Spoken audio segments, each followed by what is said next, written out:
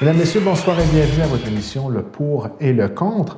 Alors, cette semaine à l'émission, nous allons parler d'un sujet qui est quand même assez tabou dans notre société. Nous allons parler des rites funéraires, à savoir si les rites funéraires aujourd'hui, c'est rendu une industrie en soi. Et pour en discuter avec nous, toujours la réalisatrice et animatrice de cette émission, Madame Jocelle Cauvier. Bonsoir, Jocelle. Bonsoir. Ça va toujours bien? Oui, ça va bien. Petite impression de déjà-vu, mais tout va bien quand même. Tout va bien. Alors, on se questionne plutôt sur les rites funéraires et surtout à savoir si ces fameux rites funéraires-là, c'est devenu une industrie en soi. Parce qu'on sait qu'il y a beaucoup d'argent qui gravite autour de ces rites-là en tant que tels. Bien, c'est une industrie qui fait des millions. Puis moi, ce que j'entends beaucoup autour de moi, c'est des gens qui trouvent que de plus en plus, les frais c'est dispendieux, ça augmente tout le temps. Donc, on en vient à se demander, est-ce que c'est devenu une grosse industrie marketing, finalement, comme un peu tout dans la société? Puis, il y a lieu à se poser des questions s'il n'y a pas d'autres alternatives pour que ce soit moins dispendieux ou peut-être aussi plus personnalisé. Parce qu'il ne faut pas se le cacher, de nos jours, ça arrive dans tous les domaines, c'est que les petites entreprises familiales sont achetées par des grandes multinationales, comme à Montréal. Il y a beaucoup de salons funéraires qui sont achetés par une grosse multinationale du Texas. Donc, ça amène aussi des situations que les gens disent avoir des services moins personnels, que ça devient, on se sent un peu comme des numéros. Puis les prix aussi augmentent. Puis, en tout cas, il y a beaucoup de situations aussi de concurrence. Alors, je pense que c'est un sujet d'actualité. C'est pas quelque chose qui est facile à parler, hein, parce que la mort, c'est un peu tabou. Puis on est toutes pareilles. On n'aime pas trop en jaser, mais dans des situations comme ça, je pense que c'est bon d'être informé avant que ça arrive. Parce que quand ça arrive, on n'a pas trop la tête à prendre les informations, puis on est trop émotif. Puis... Et c'est souvent dans ce genre d'émotivité-là qu'on va faire, poser des gestes, des fois qu'on va peut-être regretter par la suite, ou peut-être embarquer dans un engrenage à l'intérieur duquel on n'aura pas nécessairement un contrôle complet. Bien, exactement. De là, l'importance, si on doit aller dans une entreprise funéraire, de peut-être aller accompagner, parce que nous, c'est clair qu'on est en état de choc. Puis souvent, on va peut-être pas prendre les meilleurs choix. Puis ce qui arrive le plus souvent, c'est qu'on va prendre des choses qu'on n'a pas les moyens ou qui ne représentent pas nécessairement nos valeurs ou les valeurs du défunt. Parce qu'il ne faut pas oublier qu'il faut respecter les volontés du défunt. Donc, je vais donner un exemple. Si la personne, pour elle, c'est important de faire des funérailles très simples, de ne pas investir trop dans un cercueil, dans une urne ou des trucs comme ça, ben il faut respecter ça parce que c'est les volontés. Et de là, l'importance de faire un testament. Et aussi, oui, et aussi d'en parler autour de soi. Le mien, il est fait. Je suis jeune, mais on pense des fois que ça attire la mort. Là. Je suis encore vivante, puis il est fait depuis 10 ans. Puis même s'il y a des gens qui vont dire « Ouais, mais moi, j'ai pas de biens, j'ai pas... » Même si c'est pas pour parler des biens, même si c'est juste pour dire « Moi, à ma mort, j'aimerais, par exemple, être incinérée, j'aimerais... Ça, c'est mon chant préféré que j'aimerais entendre. » Ça peut être des choses comme ça. Je pense que c'est important de le dire. Puis pour la famille qui ne sait pas trop, des fois, là, on court partout dans ces moments-là. Puis ben, ça peut nous aider à nous enligner. OK, la personne voulait ça, ça, ça. Puis ça se parle comme nous, dans la famille, on en parle ouvertement. Donc, je sais, moi, mes proches, mes parents, je sais c'est quoi leur volonté. Puis nous, on s'est dit justement, on veut faire ça simple. Parce que, faut pas se le cacher, on est dans un village, puis Dieu sait que le monde parle beaucoup. Les qu'en dira-t-on? Les qu'en dira-t-on. Donc, il y a des gens qui vont prendre un cercueil très dispendieux parce que, qu'est-ce que le monde va dire? Ils vont dire, ouais, ben, donc ben cheap, il n'a pas acheté un gros cercueil, il n'a pas acheté le plus cher. Mais d'un autre côté, je comprends que pendant qu'on est en deuil, on n'a surtout pas envie d'entendre des critiques comme ça, mais il faut apprendre à se dire, ils diront bien ce qu'ils voudront. Il faut y aller selon nos valeurs, puis comme je le disais, selon les valeurs du défunt. Il y a moyen de faire des funérailles qui ne coûtent pas les yeux de la tête, parce que quand tu es rendu à t'endetter, c'est triste, là, parce que tu as déjà le deuil à vivre, puis là, tu vas avoir les soucis financiers, parce que le gouvernement aussi, c'est sûr qu'il aide, mais je sais pas, il donne peut-être 2500 autour de ça. Ouais. Des funérailles, aujourd'hui, en moyenne, au Québec, on parle de 6 à 8 000, puis tu peux facilement aller dans le double, assez facilement. Donc, c'est un investissement. De là aussi l'importance, quand les gens peuvent le faire, d'avoir une assurance, de mettre de l'argent de côté pour... Et plus on va prendre notre assurance jeune, moins on va payer cher et on peut régler ça de façon définitive. Moi, je conseille aux gens à la maison là, une assurance vie minime. Ça peut être une assurance de 15, 20, même une assurance de 10 à 15 000 là, ça coûte pas cher lorsqu'on est dans la vingtaine, trentaine. Là. Exactement. C'est sûr, c'est des choses, quand on est jeune, on voit ça loin, on se dit... Ah. On ne fait pas que se rendre service à soi-même, on rend service à nos proches pour passer à travers l'épreuve. Puis on s'assure de ne pas donner de remords de conscience à personne, tant soit pour soi-même que pour ceux qui ont à procéder là, avec les funérailles pour être certain qu'on a bien suivi à la lettre ce que le défunt voulait comme volonté. Exactement. C'est vraiment la communication l'important. Puis c'est sûr que quelqu'un qui n'a vraiment pas d'argent, l'État va... Tu sais, tout le monde au Québec se fait enterrer. Là. Oui, ils peuvent nous aider, mais c'est sûr que ça va être le minimum basique. Partout. Oui. Peut-être que c'est pas ce qu'on aimerait. Donc, mais ça vaut la peine de s'informer. Là, ce qui est de plus en plus à la mode, c'est l'incinération. Puis ça a vraiment évolué. À une certaine époque, c'était pas ça. Là. C'est un pourcentage quand même assez impressionnant. Bien, on parle maintenant, là, ça va à peu près dans le 70-75 % des gens qui se font incinérer. C'est impressionnant. Je ne m'attendais pas à tant que ça. Oui, c'est beaucoup. Puis dans certaines localités, ça va être du 80-85 %. C'est sûr qu'il y a dans certaines cultures que c'est interdit. Oui. Donc, mais c'est que aussi dans les années 60, avant les années 60, c'était interdit par la religion. Donc, c'est clair que les gens ne se faisaient pas incinérer. Puis par la religion catholique? Oui. Ah, j'étais pas au courant. C'est à un moment donné, il y a eu comme une réforme, si on veut. Oui. Puis, à partir de ce moment-là, les gens incinérés pouvaient avoir un service religieux à l'Église. Et si ce n'était pas le cas, les gens ne pouvaient pas se prémunir d'un service religieux? À travers de l'Église, non, parce que c'est ça. C'est récent, 70. Oui, je pense que c'est autour de 60-65. Ouais. J'ai mon voyage. Donc, c'est sûr, l'Église a évolué. Puis c'est bien? Oui, c'est bien parce que maintenant, les gens ont plusieurs options. Parce que l'incinération, on peut le désirer pour différentes façons. C'est sûr que le coût est moins élevé généralement. Il y a des gens aussi parce qu'ils n'aiment pas l'idée de se faire, entre guillemets, manger par les vers. Ouais. L'image est forte, mais c'est ce que... C'est composé. Exactement. Donc, il y a des gens qui ne sont pas à l'aise avec cette idée-là. Il y a aussi le fait que moi, par exemple, je veux me faire incinérer, puis une des raisons, c'est que je trouve ça moins dur pour les proches. Mais ça, c'est très personnel. Moi, j'ai été à des funérailles avec un cercueil, puis avec une urne, si on veut. Je trouvais ça beaucoup moins difficile quand c'était la urne. Parce qu'un cercueil, tu peux très bien t'imaginer la personne couchée. On dirait que je suis sensible à ça, puis ça vient me chercher beaucoup, puis ça me rend encore plus triste. C'est une image qui est forte aussi. C'est une image qui est forte, tandis qu'une urne, moi, je trouve que c'est plus facile. Puis même aujourd'hui, j'ai un ami qui est décédé jeune, puis c'était un cadre. Puis les cendres étaient comme distribuées dans le contour du cadre, si on veut. Je trouvais ça bien parce original, que... Oui, puis on dirait que c'était plus léger, c'était moins noir. Là. Agressif aussi. Voilà. Donc, moi, je trouvais ça bien, mais par contre, il y a des gens pour qui c'est important de voir le corps, sinon ils ne feront jamais leur deuil. Comme il y a encore des gens qui exposent encore, même aujourd'hui. Exactement. C'est quelque chose qui... Non, encore là, on parle d'une image qui peut être forte pour certains. C'est une image, c'est la personne dans le cercueil. Il y en a que c'est dans leur processus de deuil, il faut qu'ils passent par là. Oui.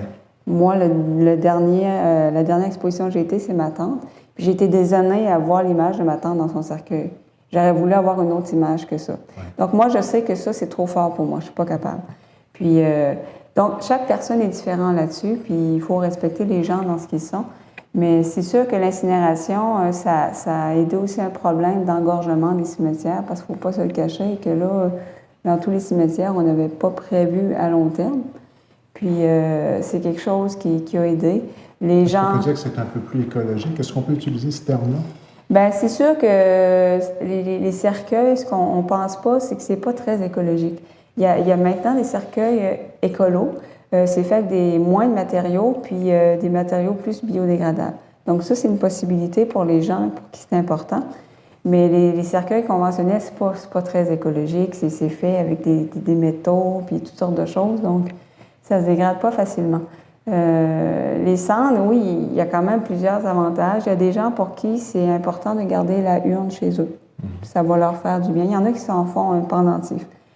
Par contre, c'est que les évêques veulent faire passer une loi à l'Assemblée pour qu'on ne puisse pas faire n'importe quoi avec les cendres. Exemple, il y en a qui les jettent dans le bas d'un avion.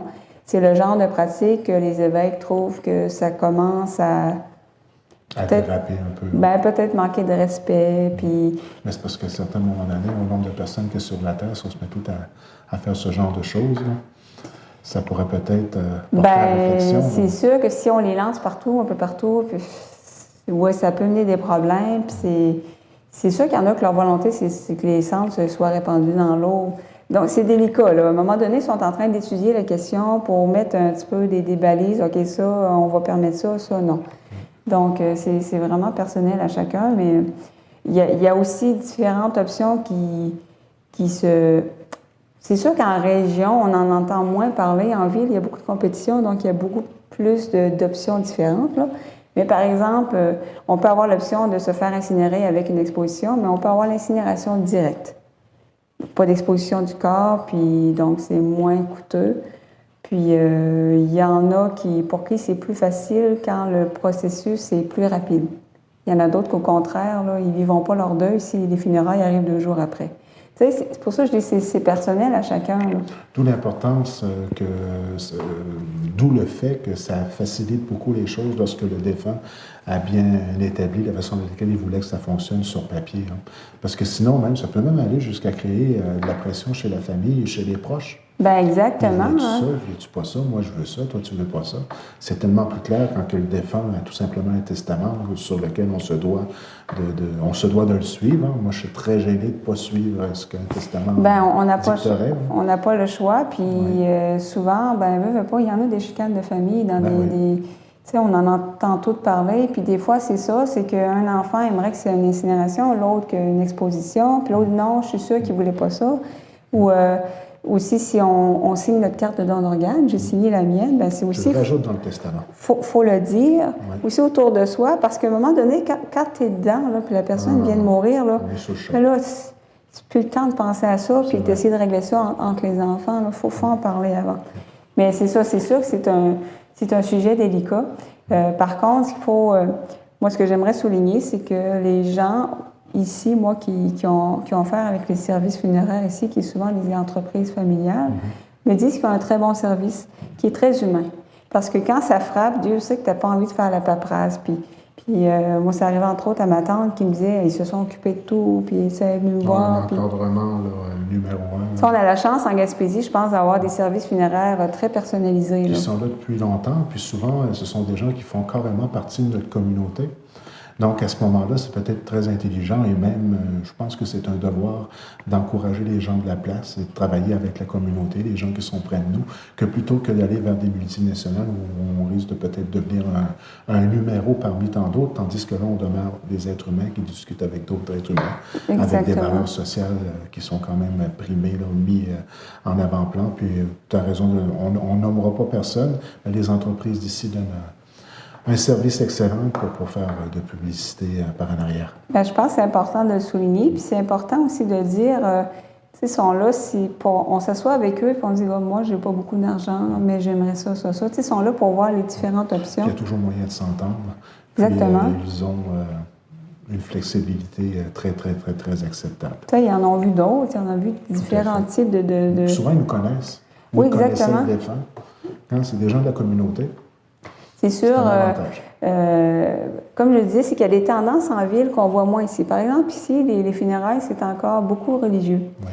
En ville, c'est de moins en moins religieux, c'est beaucoup laïque, c'est un choix personnel, encore une fois, mais moi, j'en viens à me demander, est-ce que les gens ne vont pas se chercher un peu à un moment donné? Tu sais, on cherche un sens à la mort.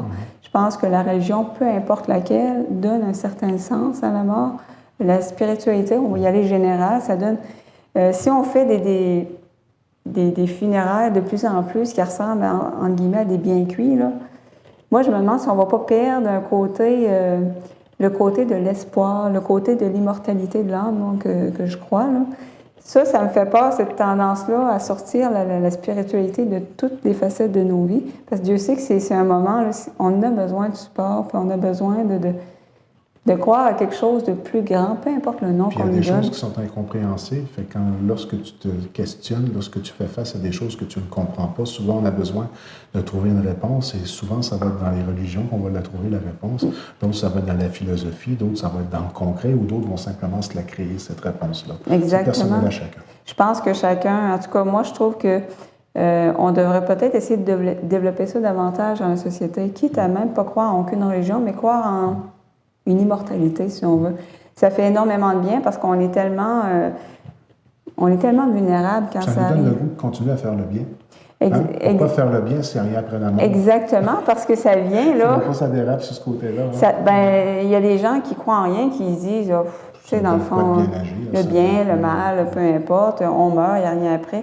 Moi, je trouve ça triste, pensément, parce que je trouve que ça donne un certain vie, là, c'est mon avis. Moi, je trouve que c'est plate. C'est plate, ça fait une vie qui n'a pas vraiment de sens. Puis, je veux dire, c'est comme une vie sans enfant. Hein? Je respecte ceux qui ne l'ont pas, mais quand t'en as, on dirait qu'il y a quelque chose qui se continue par la suite. Bien, c'est des choses, c'est sûr, qui aident à donner un sens à la vie. Puis j'aimerais ça, moi, que les services funéraires mettent beaucoup l'emphase sur le côté humain. Tu sais, oui, il y a le cercueil, il y a l'urne, tout ça, mais tu sais, on s'entend là que même si tu donnes un cercueil en or massif à ton proche, là, je veux dire, son âme est ailleurs, puis c'est pas... Moi, je pense pas que c'est nécessairement le plus bel hommage qu'on peut rendre à quelqu'un d'acheter le cercueil le plus cher. Je pense que ça peut être un témoignage, ça peut être... À cette heure, on peut faire même une espèce de DVD qui retrace la vie par des photos ou des témoignages. On peut faire... aussi, on peut même faire ses funérailles maintenant de son vivant. Oui.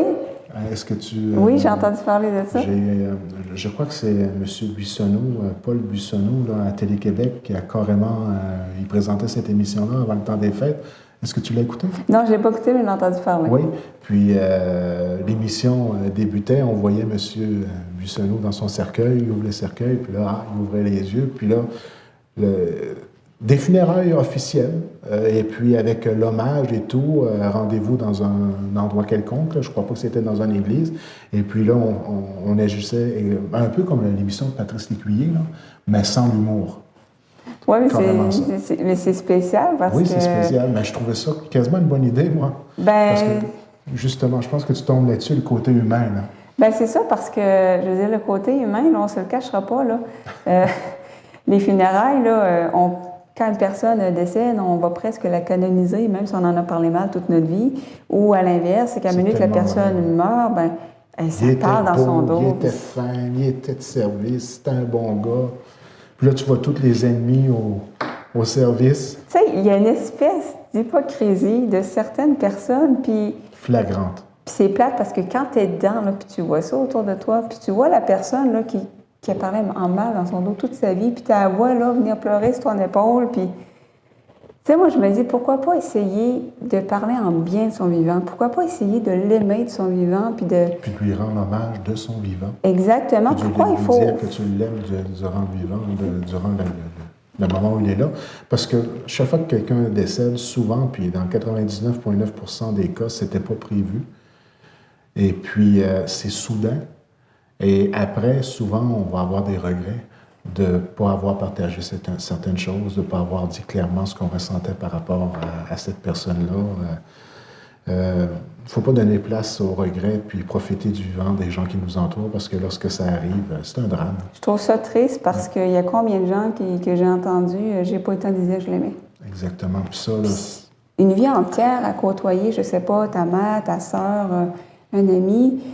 Mais je sais que pour certaines personnes, c'est extrêmement difficile. Je sais aussi qu'il y a des gros conflits qui font que c'est dur de passer par-dessus. Mais ils disent tout le temps, pour apprendre à aimer quelqu'un, imagine-toi qu'il disparaît. Tu sais, ça te fait voir les choses avec une autre perspective. Puis quand il est trop tard, là, c'est sûr qu'on peut continuer à parler à la personne. Moi, je pense qu'il est toujours là. Mais il y a tellement de choses qu'on aimerait revenir en arrière. Puis ça, j'y pense souvent, les gens autour de moi, je me dis, ils sont là, je peux en profiter. Puis j'ai des amis qui ont perdu, exemple, leurs parents. Puis là, ça vient me chercher. Puis je me dis, mon Dieu, moi, j'ai la chance. faut que j'en profite, il faut que je leur dise. On a beau vouloir s'imaginer qu'est-ce que ça serait, ce n'est que lorsque tu le vis que tu peux vraiment le voir. Parce que moi, je voyais des gens, justement, autour de moi perdre... Comme quand tu perds ses parents, c'est spécial. C'est quelque chose. Puis c'est une étape forte dans la vie où tu prends vraiment conscience des limites de la vie en tant que telle, puis que ça passe vite et que tes parents, bien, que tu le veuilles ou non, ça a une place extrêmement importante dans ta vie. Ton père, ta mère et tout ce qui entoure, c'est la base même d'un équilibre psychologique adéquat. Puis peu importe l'âge, hein? On a beau avoir 70 ans, puis notre mère de 90 ans décède, même si elle était âgée, c'est pas grave, c'est notre mère. Fait que, quand on peut essayer de l'exprimer, là, ça facilite tellement un deuil, parce que c'est dur un deuil. Mais si en plus, il y a plein de conflits non résolus, puis j'ai pas dit je t'aime, tout ça, c'est plus difficile. Oui.